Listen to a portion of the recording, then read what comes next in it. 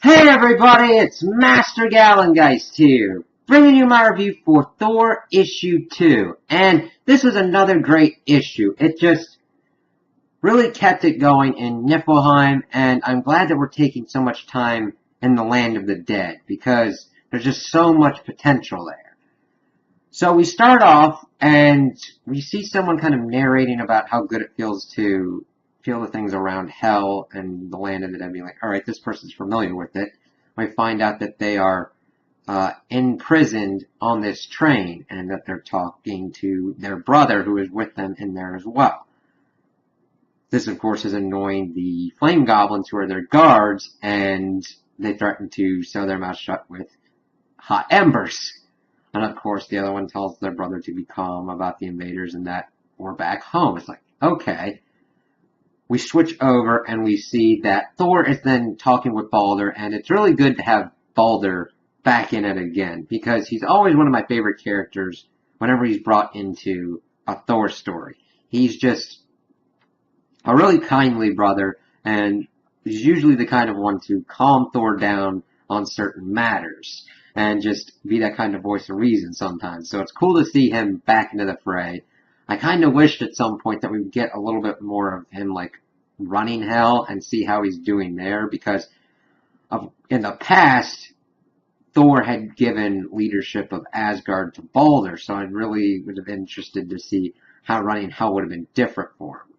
But of course, they're reminiscing and everything, and Scourge is like, we gotta get out of here. The forces, Cinder's forces should be getting up onto us any minute now or whatnot, and Balder's like, come on, get onto our truck. He's like, no, I can't leave my boat, which we see is named Tooth Gnasher after Thor's dead goat. And he's like, this is all I've got. And Balder's like, wow, you've really fallen on hard times, brother. And Loki's like, fine, let the sorcerer do the work. And he uplifts the boat, and that's when the fire centipedes come in, and all hell breaks loose. It's just pretty much like a death metal cover album just come to life. It's just all kind of crazy. Thor gets Tooth Grinder to drive the boat because he doesn't trust Loki. Him and Thor go out and start bashing in stuff with his hammer, which he starts being like, oh crap, their fire blood is melting my hammer. And of course he needs another hammer. He gets one from his boat, which is pretty cool because it kind of looks more like an axe and kind of splits off, and he starts using that. And while this is going on, he's narrating kind of why he's afraid to be in hell.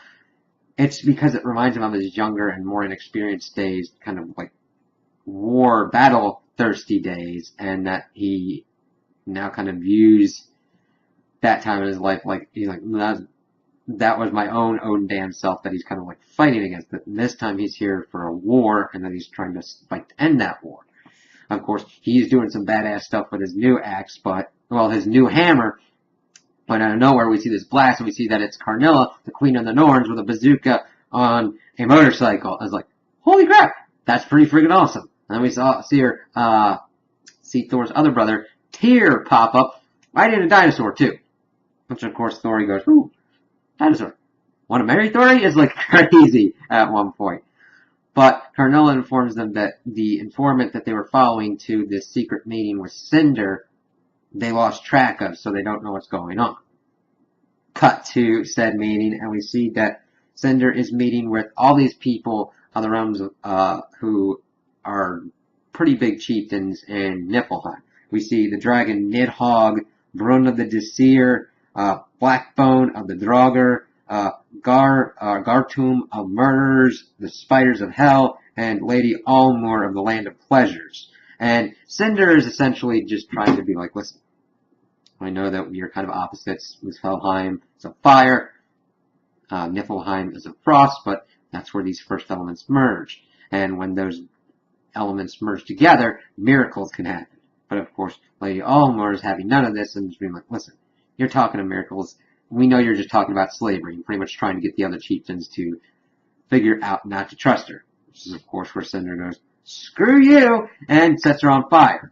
This does not go over well with Blackbone, and pretty much saying, I think I speak for all of us when we won't go with you, where his head is promptly chopped up by Gartum and says, listen, if you let us murderers murder and kill to our heart's content, we are with you. And she's like, yep, you can do however much you want.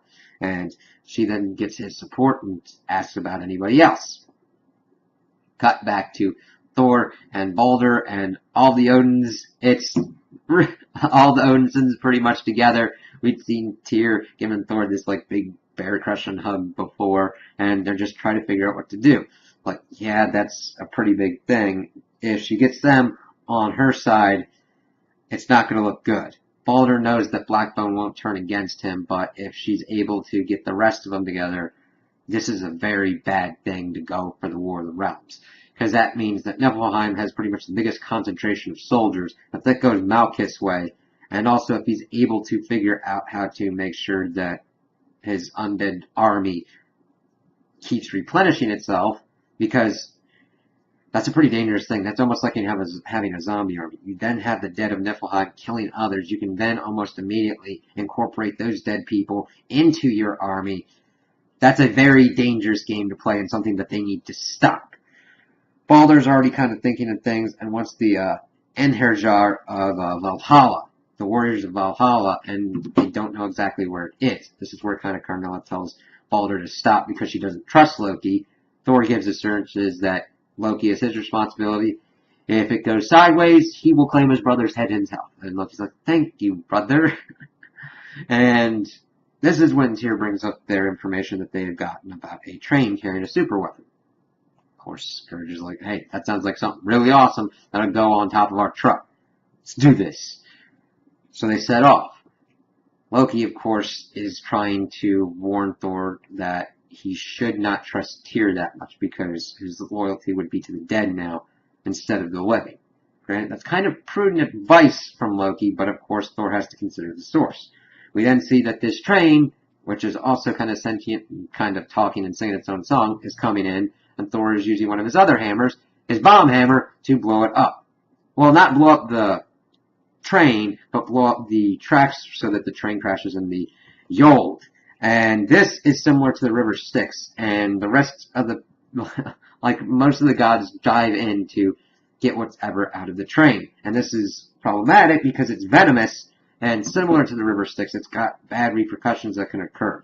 Where, you know, it's not as bad as the River Styx because that can wipe away memory and everything and really screw with you. And sometimes rip your soul from your body. It's never really recommended depending upon what you do. Just usually try and avoid dead rivers. So they're going down and they open up what's inside and Thor is like, oh shit, what have we done? And everybody's like, oh god, they've been down there for a while. And who pops up out of there? Hela and Fenris, the children of Loki.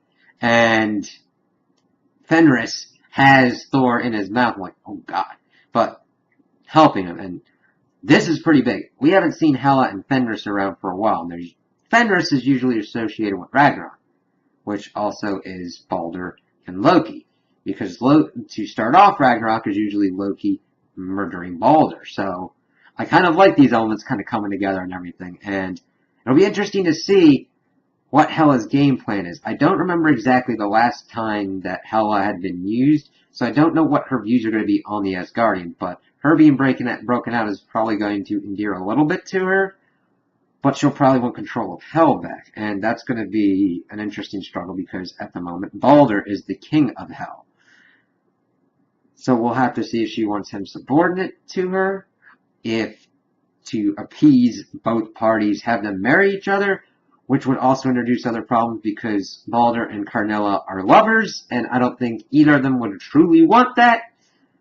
So I'm really excited to see how this is going to kind of shake up what's going on and how this is going to affect the War of Realms.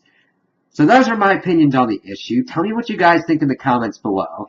If you liked it, if you didn't like it, if you agree with me, if you disagree with me. Also like and subscribe, and I hope you have a good day.